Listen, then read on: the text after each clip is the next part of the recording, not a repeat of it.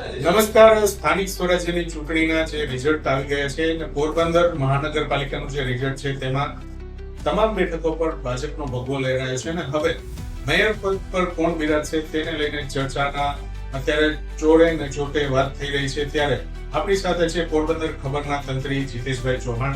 સ્વાગત છે આપનું. શું લાગે છે અત્યારે મેયર પદની ચૂંટણીની જે અત્યારે મેયર પદે કોણ બિરાજશે પોરબંદરમાં અવઢો અત્યારે વાત થઈ છે?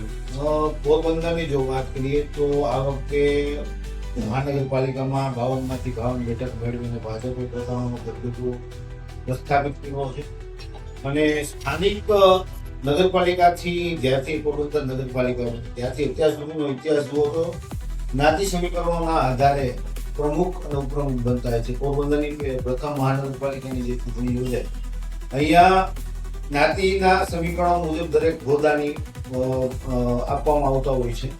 પોરબંદરમાં વર્ષોથી ખારવા અને લોહાણા જ્ઞાતિનું પ્રભુત્વ છે એટલે એમને દર વખતે પ્રમુખ ઉપપ્રમુખનું જે રોટેશન મુજબ હોય છે એ મુજબ આપવામાં આવે છે. અને હોવું પણ જોઈએ કારણ કે દરેક જ્ઞાતિને જેમનું વર્ચસ્વ છે એ મુજબ બધાને એના પદ આપવામાં આવ્યા છે. આ વખતે પણ એવું લાગે છે કે લોહાણા જ્ઞાતિને પ્રમુખ પદ માટે પેલું કરવામાં આવે અને પ્રમુખ તરીકે ખારવા જ્ઞાતિ આવે. સ્ટેન્ડિંગ કમિટીમાં મેં જ્ઞાતિને પ્રમુખ આવે. અત્યારે જે નામ ચર્ચામાં છે એમાં સાગરભાઈ મોદી છે, નીરવભાઈ છે, ધર્મેશભાઈ છે, વિક્રમભાઈ છે. આ યુવા ચહેરાઓ 5 છે કે જેમને નગરપાલિકામાં સારું સ્થાન મળશે. એ સ્થાનોમાં ફેરફાર થઈ શકે. પ્રમુખ, ડેપ્યુટી મેયર અથવા તો સ્ટેન્ડિંગ કમિટીના મહત્વના હોદ્દા આખી જે યુવા ટીમ છે એ ચહેરાને ધ્યાને રાખી અને ભાજપનું જે સંગઠન છે એ પોરબંદરને એક સારો ચહેરો આપશે કે જે ખરેખર પ્રજાની વચ્ચે રહીએ, લોકોના આયોજનપૂર્વક કામ થાય.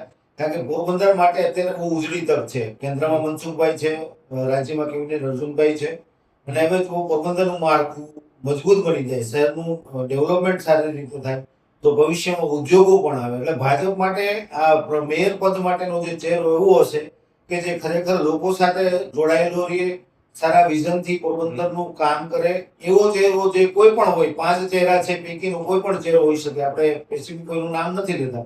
એટલે પોરબંદરના ઉજ્જવળ ભવિષ્ય માટેનો ચહેરો હશે, પોરબંદરનો મેયરનો ચહેરો હશે.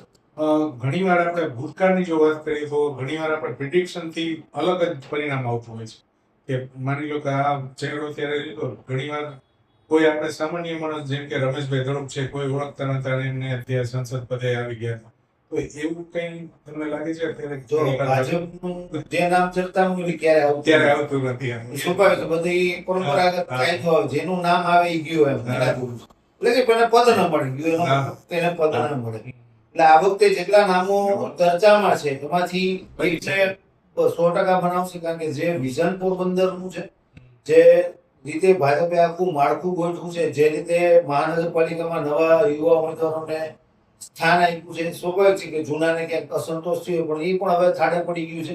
પરંતુ નવા ચહેરાને એટલા માટે લઈ આવ્યા છે કે નવી કેડર તૈયાર થાય, પોરબંદરનું ભવિષ્ય સારી રીતે નક્કી કરી શકે. આ વખતે તમે નિમિષ જોશે ગદર બધા ચહેરા નવા છે, કોરી પાર્ટી છે. બરોબર, 2-5 ને બાદ કરતા મોટા ભાગના નવા ચહેરા છે. બહુ સારી બાબત છે કારણ કે તમારે નેક્સ્ટ કેડર તૈયાર કરવી પડે. હું એક જગ્યાએ મારું શાસન ચલાવું છું, મારો ચહેરો હોય તો ઘણી વાર હવે લોકો એનાથી થાકી ગયો છે. એટલે આ સ્વાભાવિક છે કે નવો ચહેરો આવશે ને પોરબંદરનો વિકાસ થશે અને એની જવાબદારી પણ ખૂબ વધી જશે. એનું કારણ શું છે કે તમે વિકાસના નામે મત લીધા છે, લોકોએ તમને ખોબે મત આપી દીધા છે, ચહેરાઓ સારા આપ્યા છે.